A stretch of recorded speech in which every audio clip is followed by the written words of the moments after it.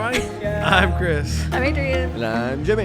And this is WorldView Finder episode 3. Number 3. I almost said Trace because this is the Spanish episode. Not really. All right. ¿Cómo estás? I don't know. So, welcome back. This week, we're going to be talking about NF. He's got that new album out. Talking about Shadow and Bone. Ayo. I don't know what that is. And then You're some going to. some YouTube talk with Jimmy. Some YouTube talk with It's Jimmy. time for YouTube talk. Yeah. But, okay. So, I will start with NF. Because are you guys NF fans at all? Do you guys know who NF is? Did you No. know who he was before I made you listen? Nope. I Oh. did not. Oh, so she hasn't seen I our never reaction heard of him. videos. Well, I've seen one reaction video you And did. she hated okay. it. She's like, I'm not No, listening. I like the idea of him. So you can look on the One Life Network channel for me and Pastor Brett. Pastors react to NF. So, but you They're listen to good. NF. Yeah, so I listened to more of his early stuff, and then I took kind of a break, and then since we've been doing the Pastor React stuff, I've jumped back in, and I've added some of his stuff back to like my gym playlist. Ooh. So, but for those of you that don't know, NF stands for Nate Fielder? Fewer. No, not Nathan Fielder. That's the other guy. Nate Feuerstein.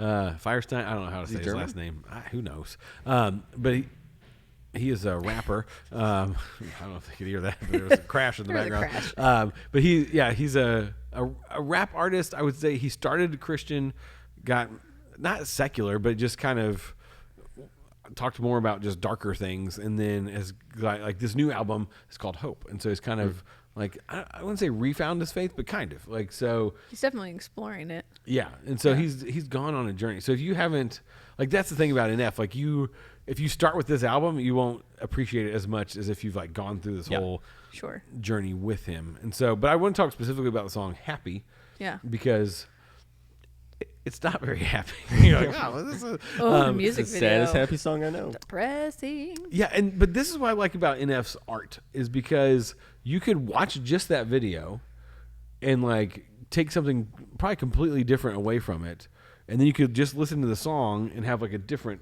perspective. Yeah. But when he puts those two together, because he says this in his like one of his songs, he's like, I don't know if I'm making movies or music videos, and so like, It was definitely like a short film. you should listen to the song "Story" and watch the video Yeah. because all it is like him just rapping a story, and it's like you're like, whoa! I mean, that one I was screaming. It was great. And it's like you're like, there's one part you're like, But this song did not seem very rap to me. right. So Is the whole album like this song? I have not listened to the whole album yet, and I What? know as So an there's NF different. So I have since I'm not reacting to yeah, it. because as a reactor now, I can't listen to the songs Until- until and okay. it's so Okay. frustrating. Do it for the fans. I know. So you do have more of the rap kind of songs, and then you do have these more kind of pop, more singing Yeah, songs. okay. So you have a mixture of both. Okay. So this one falls more into the pop category. Yeah. And so, which he hasn't, his other albums, he has like one or two pop songs, but I feel like this one has a lot more, because there's several like really cool acoustic songs on this album, the ones that I've been allowed to listen to. So, so what I like about this song, like in his videos, so if you haven't seen the video, like it's basically, and I completely missed this the first time around. As a reactor, I'm watching this and I'm like, I didn't get the video at all because it's like a little girl. Yeah. And then, but it's also her as an adult. So like it Yeah. flashes between her as a kid and her as an adult, and like her relationship with her mom and how that affects her life as an adult. And so, but it's like, it's not a great life. Like her mom's an alcoholic. Her mom fights with her dad or boyfriend, or we don't know who it is in the story. I'm assuming dad because he like is there at her birthday party or whatever. So, Yeah. but like she's kind of seeing it from like as an adult, like realizing like I've become my mother pretty much, like in all the bad things. But then there comes a point where she blows out the candles and makes a wish for her birthday. And by the way, like that scene is just That little girl. phenomenal. That little girl acting is incredible. Yeah, and her mom like commented on our video. Really? Because in our reaction video to Happy, I said, "Hey, like this girl is a great actor," and then the mom's like, "Hey, thank you so much for saying that. She's a very happy girl, has a great family. Like she's okay in That's life." not her real life. Yeah, because That makes me so happy. I know I was like, "What?" but that was because it's this like birthday scene and everybody's like singing to her and happy, and like she's just sitting there with this look of like, she is dead inside. Like, and yeah. Oh my goodness. And it it broke was, my heart. But then she like makes a wish, and you assume for like a happier life or like for something, and she like blows out the candles, and it's very like. But then after that, so this is where I don't get, because people in the comments that love to correct us were like, Yeah. like saying this is what she wished her life could be like, and some were saying she was actually like remembering the good moments between her and her mom, because at the end she goes to her mom's house to like visit her mom or something. So, yeah, I think that's what I took from it, was the little girl wished and then miraculously became happy, but the older girl was remembering the good times with her mom. Like, this is how my mom was with me. Is that what you think, or do you think it was? I don't know. I think way. I don't know if I've come down to I believe this exactly about it. But anyways, good things happen at the end. Yeah. But so the color white is a big thing in this album, because NF always wears black in his videos, and so when the Hope album dropped, it was like, he's wearing white. Like when the first song dropped, and so there's a scene where like she's looking in the mirror, and then she sees her mom in the mirror, but her mom's wearing white, and that's where like kind of things change. Like that's when the good stuff happens. But so you have that video of like, okay, this mother and daughter kind of reconciling, and the daughter kind of finally realizing like, I need help. I need to like not be who my mother was, and there are good things that I can still do. But the song, it's a prayer. Like he starts out like, "Dear God, please hear me out. I know it's been a couple of years." But he's like, I mean, in the song, he says, "I don't know why, but I feel more comfortable living in my agony, watching my self-esteem go up in flames, acting like I don't care what anyone else thinks, when I know truthfully that that's the furthest thing from how I feel.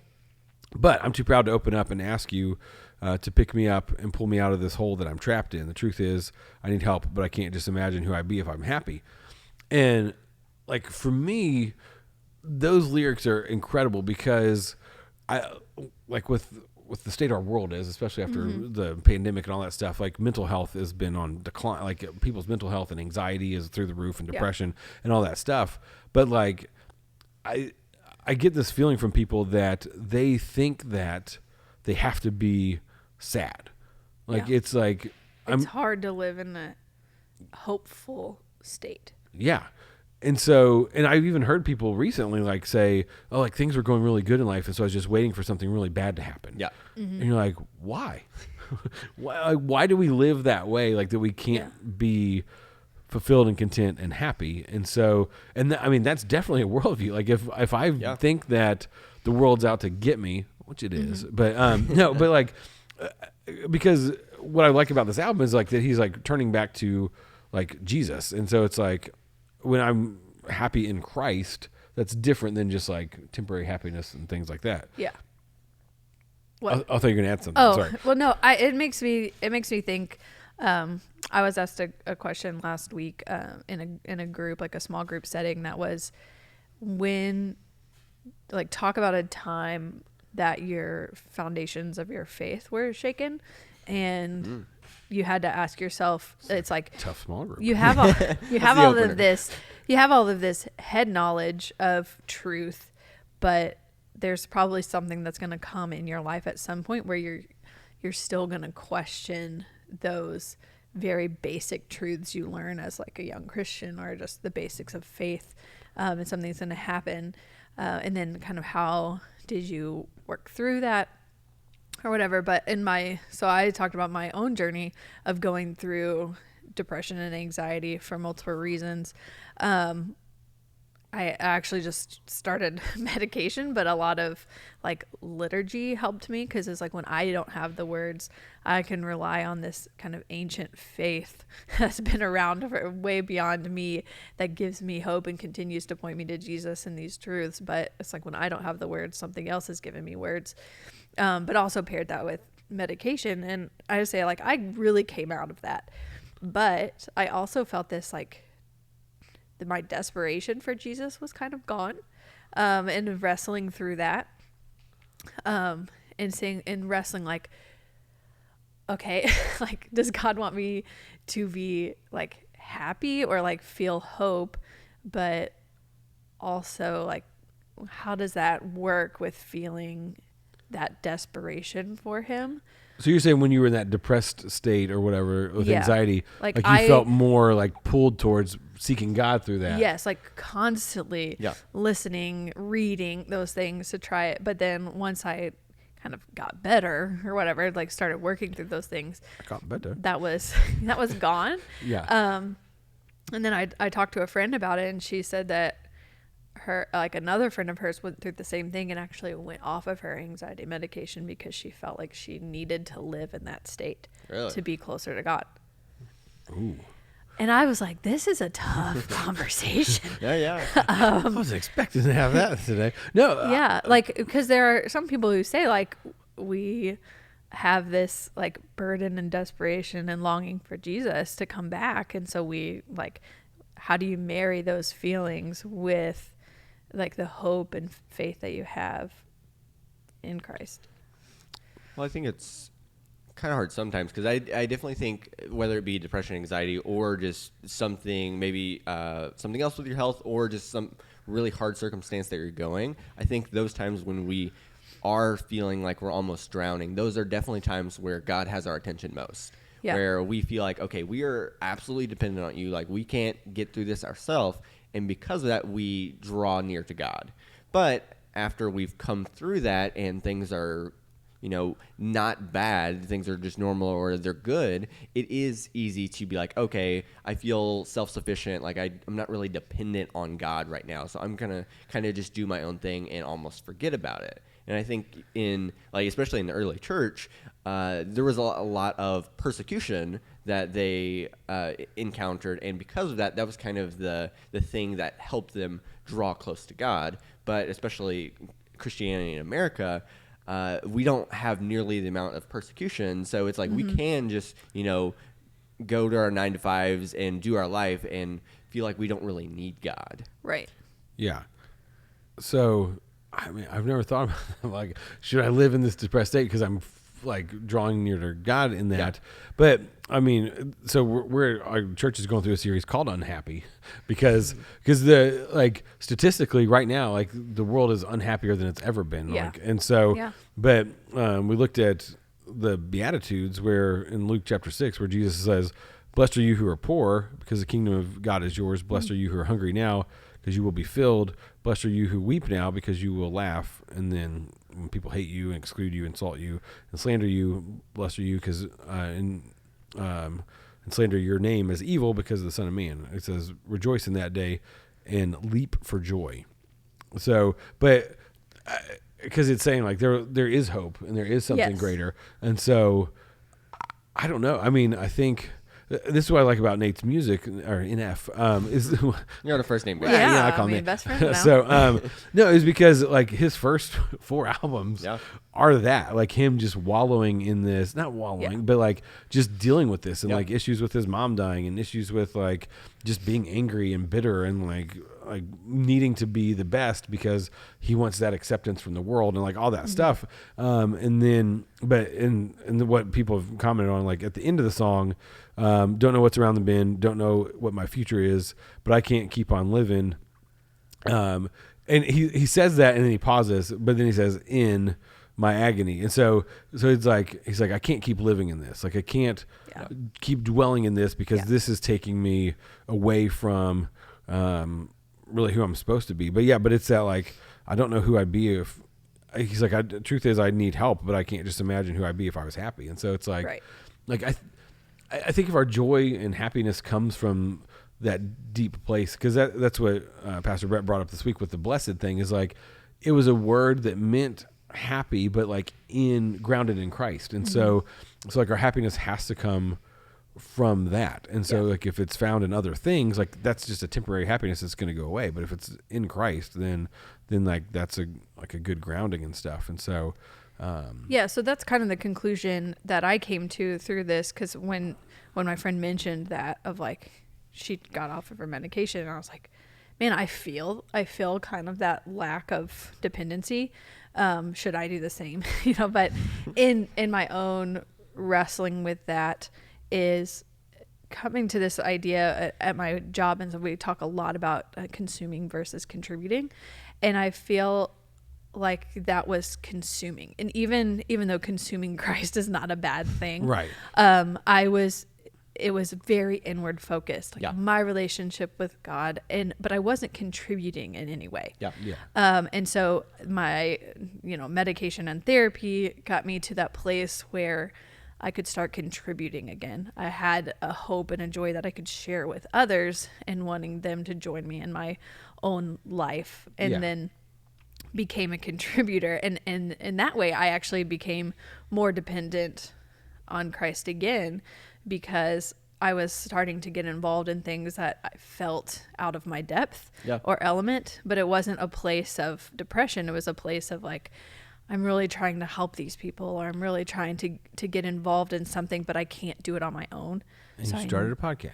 And I Yeah. started Because Yeah, I know when no. you go like this, then you're gonna make a joke. I'm about to, Yeah. I can see it in your No, eyes. but like that's part of Yeah. I think why we started this back Yeah. up, because we want to contribute to Yes. Totally. people and help them in their worldview and all that stuff. And so yeah, and so I liked that song because this Yeah. is what like his music is tough. Like sometimes, like Yeah. Well, like, it's great to talk to with.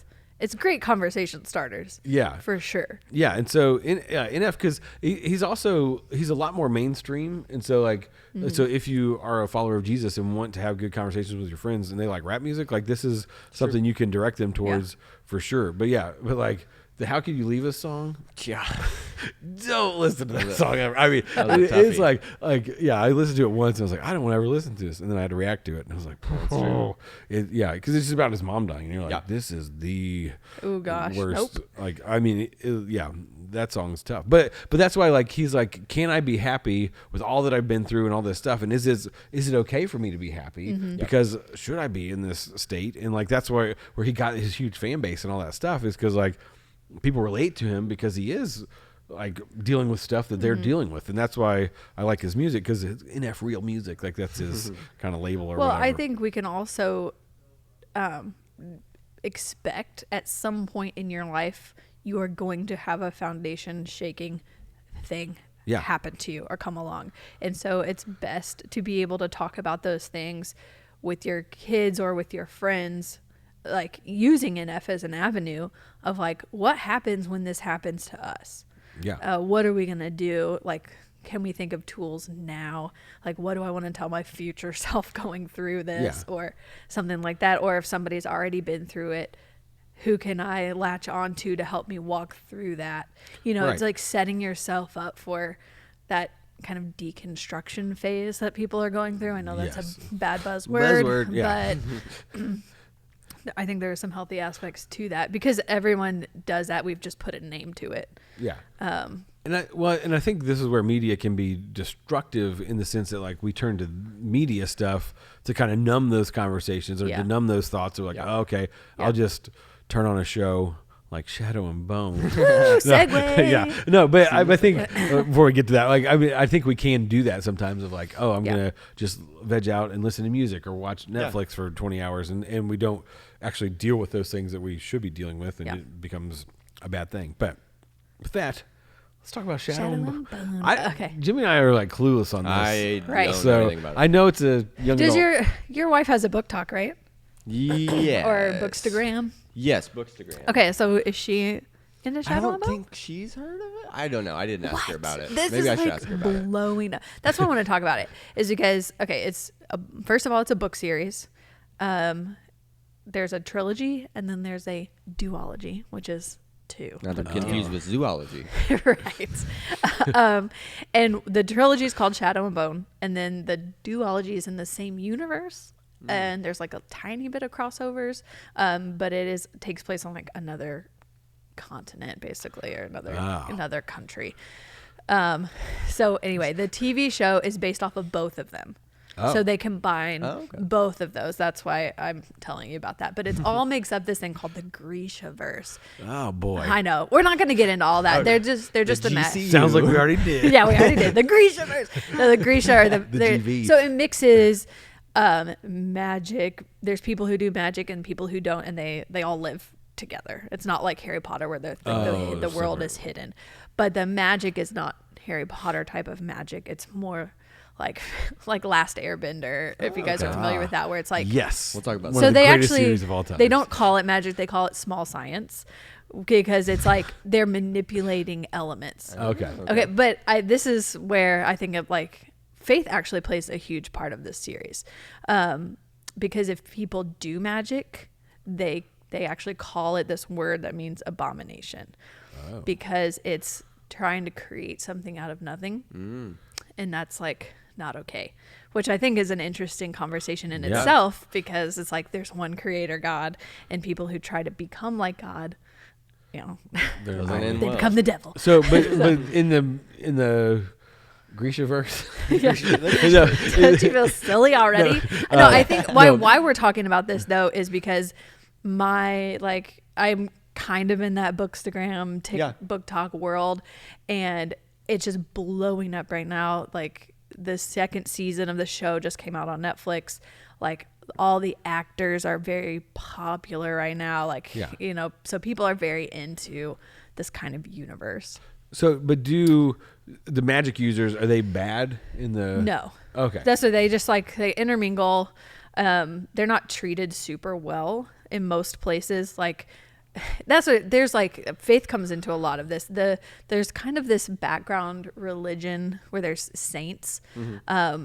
One country does have just a god, and then most of the other countries just have saints, so they don't ever point to like a god. It's just these people who've done miracles and stuff. But the one country that does have a god, they believe that the Grisha, the magic people, are witches, and they try to like kill them. So that's like kind of the bad country that does that. But anyway, I would say like, so Shadow and Bone, that series is we're waiting for the chosen one. Like somebody has used the abomination, like, and created this horrible kind of thing that ravages the country. And so they're waiting for somebody, and she's actually called the Sun Summoner, because it's the only person. Nobody has ever been able to like channel and manipulate the sun. So they're waiting for the sun, because the Last Airbender. There's only one person who has ever manipulated shadows. So this is Shadow and Bone comes in. And so they've created this big shadow area that's like ravaged the country. So they're waiting for a sun summoner to come and like defeat it. So it's very like chosen one. Whereas the duology is called the Six of Crows, and it's more of a found family trope. I know this is I don't want to get into like all this stuff.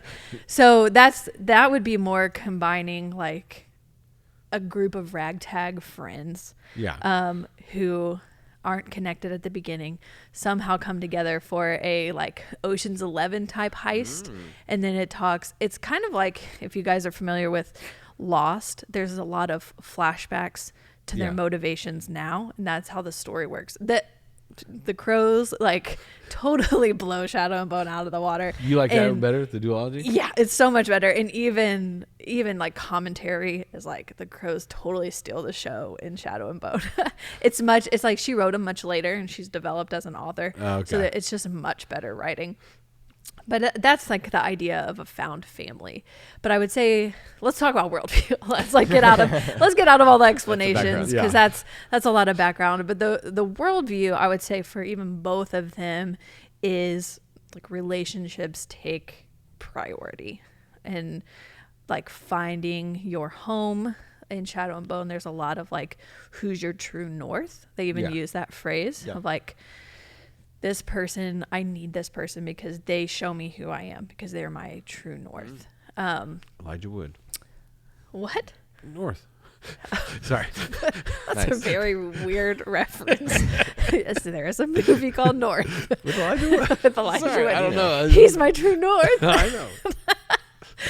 No. Posters in a room. And then even the Six of Crows, they need each other, and their home has, each one of them, somehow their home has been broken, whether that's their father rejects them, their mother has died, one of them got swindled as a kid and like lost his family and money, and one was like stolen basically and like sex trafficked. I know that's like, yeah, that's kind of a big topic. And so that's what I would say. This is a show for like older teens because it's very much young adult books. Yeah, they're young adult books. YA. Yeah. It's very much like the relationships type of, I would say like more Hunger Games type of audience would like Shadow and Bone, because I would say the main focus of the show and the books and how you would talk about it with your friends or people watching it is like, what relationships do you like? Yeah. Who do you know? And it basically though, it's like, who do you like and what relationships work for you kind of shows you a lot about who you are and like think how you would consider relationships or what's appealing in a relationship. So does the author like, is it clear on, because you said the magic users are kind of considered bad, but is it the world looks at them as bad, but they're really not? And I would say, yeah, it's more like just kind of skeptical. Okay. But there's like somebody who's trying to unite them, and So like not everyone sees them as bad. So if somebody's going to jump in, would you say start with the books? Because usually... Oh, yeah, for sure. Read the books. Yeah. Or the audiobook. The books are way better. That's what you got TV They're way for. Better. Or you could like watch this show so that you wouldn't have to read Shadow and Bone, and you could just jump to that bad. the Crows book. No, it's not that bad. It's just the Crows. I would say you would get a lot more conversations and motivations and who's your family and those sort of things. But yeah, that's what I would want to talk about is like relationships. But a lot of people are motivated by their faith. They're like and it's not viewed in a negative light. Okay. I would say the ones that are like witch hunters, they seem kind of backwards in their faith, which is unfortunate because there's like because they're the only ones that have like a one God. But anyway, but these saints though, like there's a lot of, I'm going to do this because I believe in fate and the saints have guided me and a kind of a higher power pushing me towards these things. And so people do make decisions based on that rather than sometimes relationships. Ah. So content-wise, though, because it's TV-14, I think. Yeah. So I would. They push that envelope? They don't push it. I would say it's more violent than anything. But. Shout out to violence. but not even that is it's not anything crazy. I would say the books, like I said, it's about relationships. There's multiple like innuendos or suggestions, but nobody's like having sex or anything like that. Yeah, like one time in the show, second season, happens once. Episode 3. And same with the book. At the 13-minute mark. Yeah. So it's not really. That's what I appreciate though, is it's about who is good for somebody based on like certain things, not about I'm sexually attracted to them and who can I get in bed with. Right. So me and my wife just started Love is Blind yesterday on Netflix. Oh, and the premise of it is you are in these pods and you can't see the other person. We've watched and like you're only half talking of a season. you're only talking to them, and within a 10-day period you have to decide, because there's group of guys, group of girls, you have to decide if you want to propose to this person, and then you'll set a wedding date. It's horrible. It's so cringy. Is the first time they'll meet them at the... So that's Married at First Sight. So after they propose, Married at First Sight, it's like the first time they see him is walking down the aisle. But this, they propose and then they go on like this group honeymoon and then see if they actually like each other. And we're on like episode 2 or something. So we're not very far in this, but it's very much, let me make an emotional connection with this person rather than, but they're all moderately attractive. So it's not like you got weird looking people. It's like, I'm not going to be with this person. Old lumpy. So what does that have to do with what we're talking about? Because she was talking about, who's right for you, not just you're based basing on physical appearance, but actually who do you connect with emotionally. Yeah. Yep. Which is an interesting way to start a relationship. It is. Yeah, that's good. Better than Married at First Sight. Married at First Sight. Yeah. So, this question. So, are we done with Shadow and Bone? Yeah, no, I think that's. If I don't you know. have any questions or Leave a comment. Yeah. You can 'cause ask me or whatever. book but nerd it's over a little there. bit- I know. Just- Bookstagram. I don't even know what that It's means. Instagram. It's just people who like to read young adult, like fantasy On type Instagram? books. On Instagram. I mean, any type of post books about it. really, but they get obsessed. But actually, I think it's interesting because, and this could segue into our next conversation, is even with like book talk and bookstagram, Yeah. there's a trend happening right now that's like, I'm into books and I'm different and weird because like they use the phrase spice or no spice, which Oh, yeah. means like I like reading sexual content and I don't. Sure. And so the trend though is happening is like I don't like it. So here are my book recommendations that involve healthy relationships with no spice. And so I think that's good because there have Scary been spice. some books and I'm like, I'm super interested in this Sure. because it's popular right now. Like, and this is something we talk about, like with our question that we have is, what is something that you've quit watching or reading or consuming because it maybe crossed a line or something? And that would be one of mine. Is I started reading this like fairy series called Crown of Thorns, and I'm sure everyone is going to be like, oh my gosh, but it Never got heard of it. it's okay. Jim's like, I'm on book 4. That's true. Yeah. It's No, great. but at one point, like all of a sudden it became like very heavy sexual content. And I was like, I did not know that it was like this. This is not something I want to be consuming. And so Yeah. I stopped reading it. And it's a very, very popular series. Oh. And it's hard for me, a book series, and it's Yeah. very hard for me to like, you know, respect people who really love those books. And I'm like, okay, like, No. keep my judgment aside. But yeah, anyway. So what about you guys? Have there been things that you've stopped reading or watching because of content? Or yeah, if you ever left a movie theater, like walked out of a movie, No. there's one I should have, but no, I was about one, to walk out on His Only Son. like $250,000 budget. I'm out of here. Listen to our last episode if you missed that. So I was at a friend's house. There was like a group of us, and they started watching. I think it was the first Austin Powers movie, and I just remember like getting like into it maybe 20, 30 minutes. I was like, this is just Ugh. awful. And it's PG-13. Yeah. Which is but crazy. Yeah, but it's like I mean, I don't think there's nudity, but there's tons of like innuendo stuff. Yeah. And I know they're like making fun of James Bond movies and stuff like that. But I was like, I do not like this at all. Like, it's not funny to me. It's not. And I was in high school, and so it was in their basement. They had like a living room in their basement, and then like a side room that had a ping pong table. So I just went back in there and was like playing ping pong against the wall. I don't know. I was like, I don't know what to do. And then and my girlfriend at the time, now my wife, came back there and we played ping pong. So it was like, Look at you now. I know, now we're married. But Screening content together. screening kind of, yeah, watch out for our kids. Don't watch Austin Powers. But yeah, so that's one that I was like, I can't keep watching this, or yeah, because it was not great. I haven't seen that one, but there was and maybe you guys have this experience too. It's like you watch something when you were younger, and then you revisit it as an adult. Like Yeah. so, when I watched what I watched when I was younger was Billy Madison, the Adam Sandler movie. Yeah. And I remember it being a super funny movie. And so me and my wife watched it one day a couple of years ago. And like halfway through, I'm like, I forgot all this was in here. I'm Yeah. like, I think we should watch something else. Yeah. So you stopped it? Yeah, we stopped. Okay. I think it's interesting. Like you think like when you get old, as you get older, you get more able to handle things or Yeah. something. Yeah. But I actually think it's this process of growing in righteousness and holiness, and Yeah. and things start to seem more either disgusting to you, or you're realizing the root of these, the worldview of these.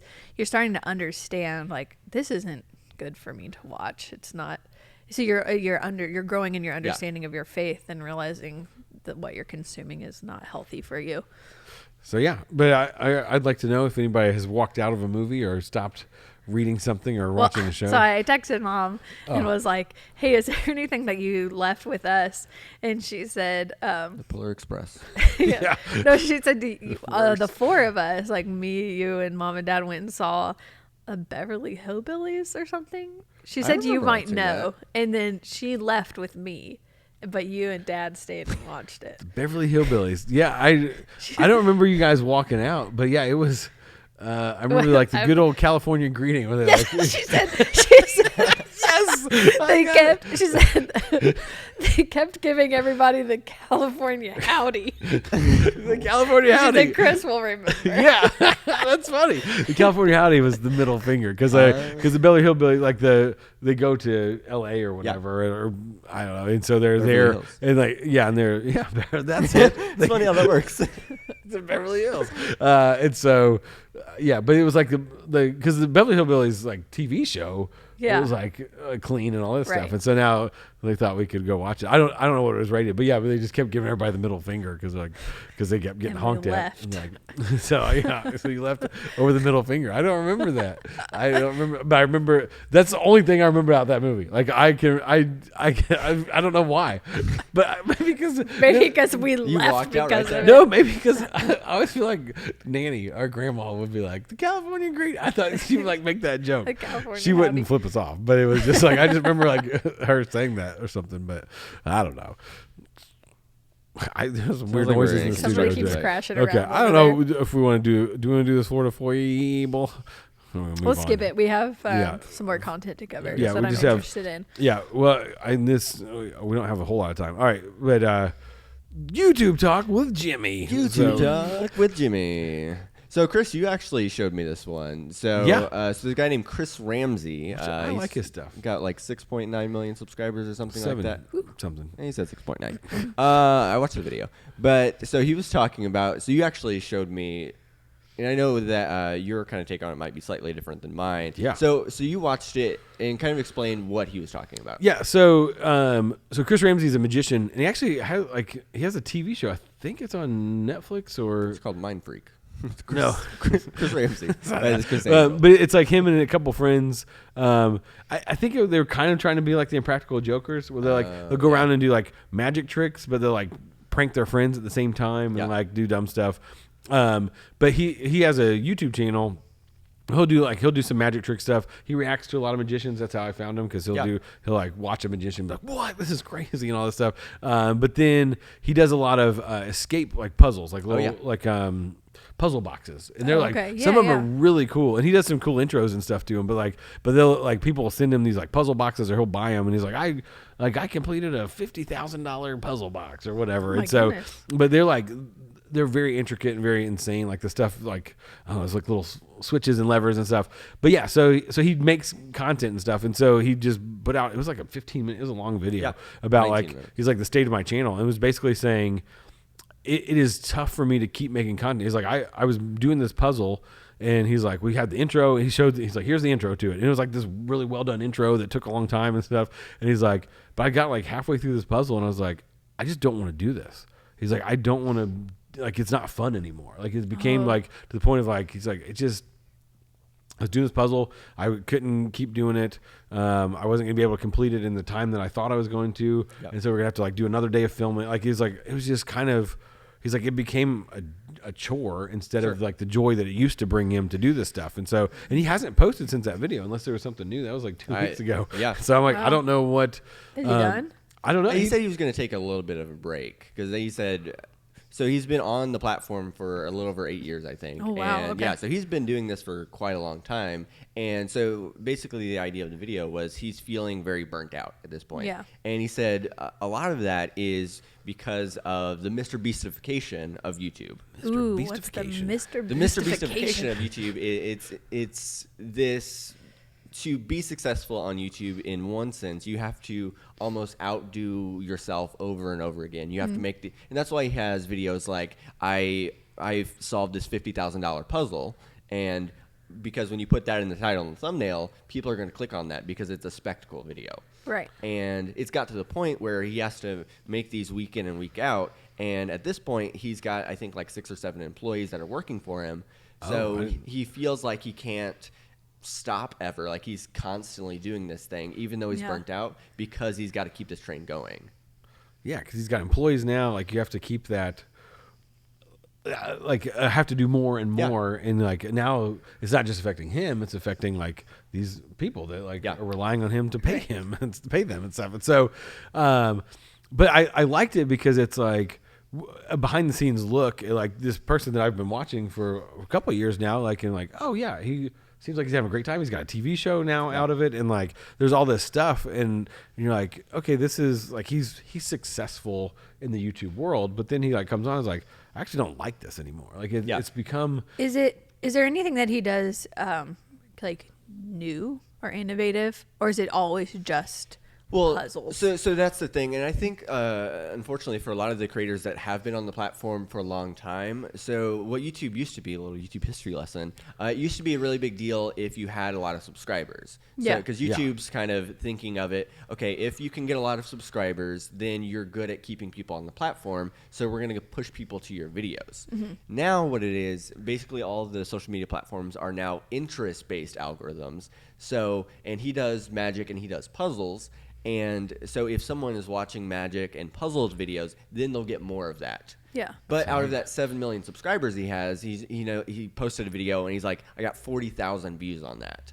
And a lot of the reason is because I saw some of the comments. It's like, I might be into puzzles and magic.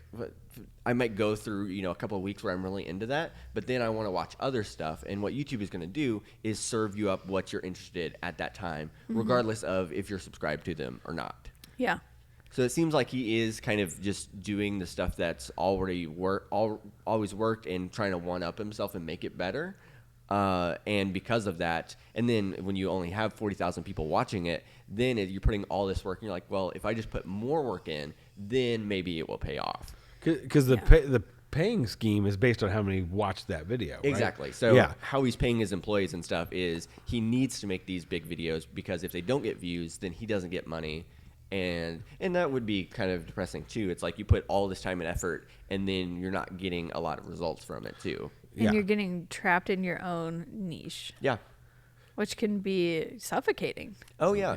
Well, and we went to a YouTube conference, and it was talking about, the life cycle of a creator is, I think it was only like 4 or 5 years. That's the average life cycle of a creator, even if they make it big, because they try to kind of, once they find what works, they kind of stay there. Right. And unless they reinvent themselves and start doing something almost new, then they will kind of fizzle out because the stuff that they used to do doesn't work anymore. Right. Yeah, because people's interests change, and you have to find that new audience that likes that. Yeah. Again, and if they don't, if there's not a new audience coming up, then you're kind of stuck in this. Well, and they probably became famous in the first place because they're good at what they were doing. Exactly. Yeah. And they're like creators. And so if you have that creator kind of gene in you, you don't want to keep creating the same thing. That's not being creative anymore. Yeah. And so you're losing your creativity. Well, and that's what he said too. It's like he felt like he couldn't be creative anymore because now he has to almost over-exaggerate and do the most outlandish things to get views. Yeah. And if you're only chasing views for the sake of views, then he's like, well, I got into it because I liked it and because I liked the art of it. And now I feel like there's a gun held to my head to do these high-performing videos, because if I don't, then I won't be able to pay my bills. So then what's the worldview on that?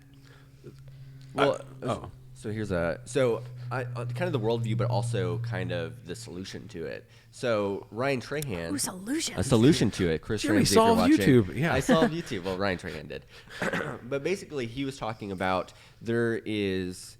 And he said he even likes to. So Ryan Trahan is actually a Christian now the last couple of years, and he said he likes talking about his faith with other creators because a lot of them, they do chase views and they do chase money. And for some of them, it's to pay the bills. But for some of them, it's like, I'm doing this so I can have this status, or I can have a big house, big cars. And then even if they are very successful, he's like, they wonder why they're still lonely or they're still unhappy, where they're at this rat race of just trying to do it. And then you can kind of get in that circle. But he said what he's done the last couple of years is this idea of redemptive content. So he said before... Redemptive content. What does that mean? So you have, on one hand, you have exploitative content where you're trying to basically do whatever it takes to get the most views, and you're just... you're doing things to get money, essentially. But he said and almost doing that for validation, for views and all that kind of stuff. But he said what redemptive content is doing it not for validation, but he said as a Christian, because I'm already validated by Christ, I'm already fully loved, and I'm already full, I am now doing this as more of a gift to the audience. So it's not, I'm not toiling to get more and more views. I'm doing this almost as a gift to the audience.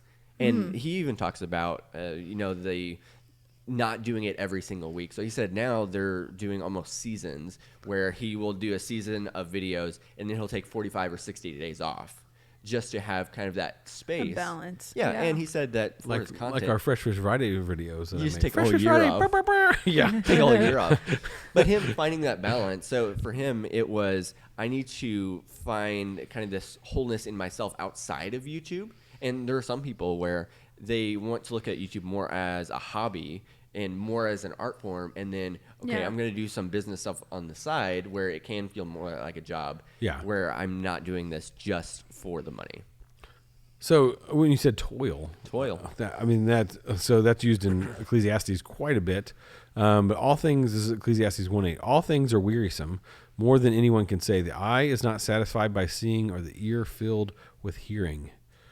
And so, what has been done, what has been is what will be, and what has been done is what will be done. There's nothing new under the sun. And so, I think, like when apart from our Creator, apart from Christ, like that is very true. Like we're going to be toiling over and over, but the eye never has enough of seeing. So I'm going to put out this great video, but then I have to put out another great video that's even better than that other great video because, because the eye wants to see more, the ear wants to hear more. Like we want more and more and more. And if like I really like what you said about the Trahan thing is because if I don't find my satisfaction, if I find my satisfaction only in how many views I'm getting or how many subscribers I have or any of that, like that's a never ending cycle that's not going to ever satisfy me. Yeah. And so that worldview is like, if I do more, then people will like me more. And if people like me more, then I can do more. And it's just an endless cycle until eventually it's going to run out. And that's where Chris Ramsey is. He's burnt out because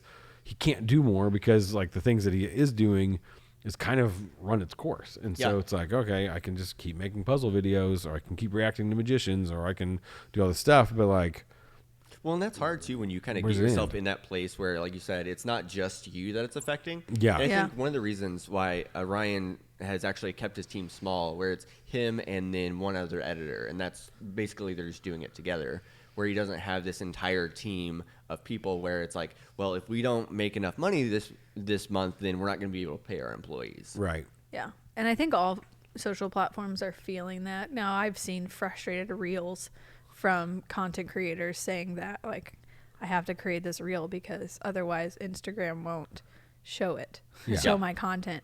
And they're frustrated by it. But it's like all of these social platforms are this outward expression of kind of an inward state of people, of humanity, which I think is a super interesting concept. So it's like, what's the worldview of social media? And people talk about that, like social media experts, and they like give talks on these platforms aren't just being content creators, like creating the platform. They're being created by companies that are pushing a worldview. And so we've got to even pay attention to that. If like YouTube doesn't have 1,000 worldviews, and it does a little bit, but it also has one main one, and is what it sounds like all of these guys are experiencing and trying to debunk in a way. Yeah. And so if you are a content creator, or if you're wanting to create content, because I know my middle school age daughter is wanting to, she's always like, I want to be on YouTube and all this stuff. Yeah. Like, I want to make YouTube videos. Like, you can't watch YouTube. It's a wasteland. But you can watch our Fresh Fish Friday. There you go. But there's different things that we can like help our kids to navigate that world because it is a very content creator heavy world right now. Like, I mean, every kid wants to be a YouTuber. Yeah, like that's their dream job. Yeah, that's and that's what kids' dream jobs. Because I teach a class in the schools and we talk about goals and stuff. Like, what are your long-term goals? And a lot of them are like, I want to be content. Yeah, it used to be like sports stuff, and they're like, that's not realistic. Like, I want to be a content creator. Like, that's not. Wait, you can do that right now. Slap him. Just kidding. Don't slap your friends. But yeah, and so I wanted to, because I find myself in this because I mean, we talked about making NF reaction videos, and I'm making this, and like I had a friend the other day that came up and was like, "Oh, I saw your video." I was like, "Which one?" Because I'm like So much content. because I'm making content because everywhere. on my yeah. personal channel I make dumb fish videos. Those are over. It's just for Lent season. But Yeah.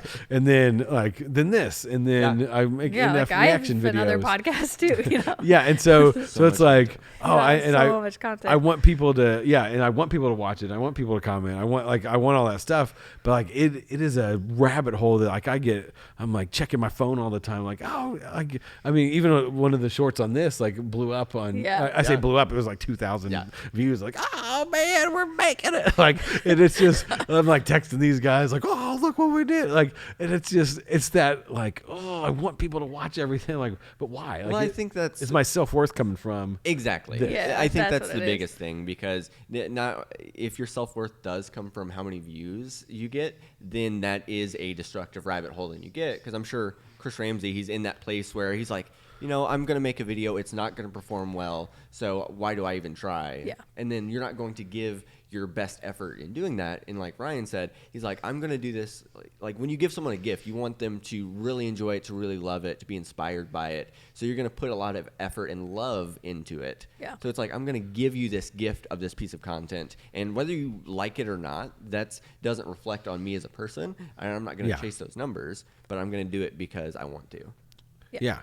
And I think it ties back into the happy video at the beginning. It was like the lyrics because he's like I feel like I'm too proud to open up and like ask for help, and so it's like that's where I think Chris Ramsey at, and like I hope he finds Jesus because it's like I'm chasing this thing that's not ever going to satisfy me, but it's like it's almost like that's him asking for help of like how do I get out of this? And so did you comment in the comment sections? Try Jesus. Try Jesus. But I mean, like I said, Ryan was. I mean, a couple years ago he Go wasn't. see his only son.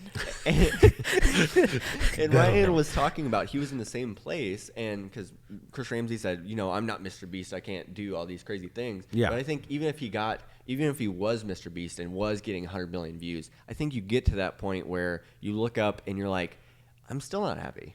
Yeah. If that's where you're getting your satisfaction from. Right. And so Try find Jesus. your satisfaction. No, but that's that's why we talk about the worldview stuff because all worldviews is pointing to what causes happiness and things like that. And we see these YouTube guys that are like, oh, they're doing great and all this stuff. And you're like, yeah, but really it's like based on, am I getting likes and getting all that stuff? And so if you're chasing that, like it's not going to satisfy you. You need to ask your motivations for wanting to become YouTube famous or, Instagram famous or whatever. Is it just because I want fame? Because as soon as you get it, you can hear from any famous person now who's like, that's not going to do anything for you. Totally. You're going to go on this super long journey just to find out that it's not going to fulfill you. Yeah, and I heard from a mom at our church, and then my own wife, like that they had like on the first episode they had like good conversations. They're like, we're driving in the car and we're like pausing it and talking about stuff, and I'm like, if that's all that this podcast does, am I okay with just that? Even if it's just those two, even if it's my daughter having a conversation with my wife or the lady at our church having a conversation with her son, am I okay with that? And I was like, I want to be, but I'm like, I want, maybe 4 people, not just 2. Yeah. So give me more. Well, I think it came out of that of people having conversations with us and saying like, I really want to talk about these things. Yeah.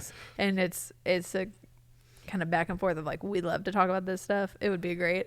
Well, it's like I don't even think I want to be famous. She doesn't want to be famous. We've all had videos go viral, and then as soon as you read 93,000 the comments, you're almost just 220. like, this isn't doing anything for anybody. So I want us to have value. Yeah. Well, that's the thing too. It's like, we believe the most important message is the message of Jesus, and I think we would be content if, this message of Jesus changes 2 people's lives. But I don't think it's bad to think, okay, we believe this is valuable content that can change people's lives, so we want a lot of people to see it. Exactly. Yeah. But is my motivation, I want them to see it because I want them to know Jesus more, or is it because I want them to know me That's more? the question. That's for you to work out with the Lord. That's the question for you. And with that, I'm going to go pray. Hey, thanks for joining us for episode 3 of Worldview Finder. We'll see you next time. I'm Chris. I'm Adrian. And I am Jimmy. And we'll see you next time. I said it again. Follow us on Oh, yeah. Instagram, worldview.finder, and YouTube. Subscribe, all that Like stuff. and Even though we just said it's meaningless when it's not. We need We it. needed And we'll it. see you next time. See you next time. Say it the third Oh, time. no. Bye.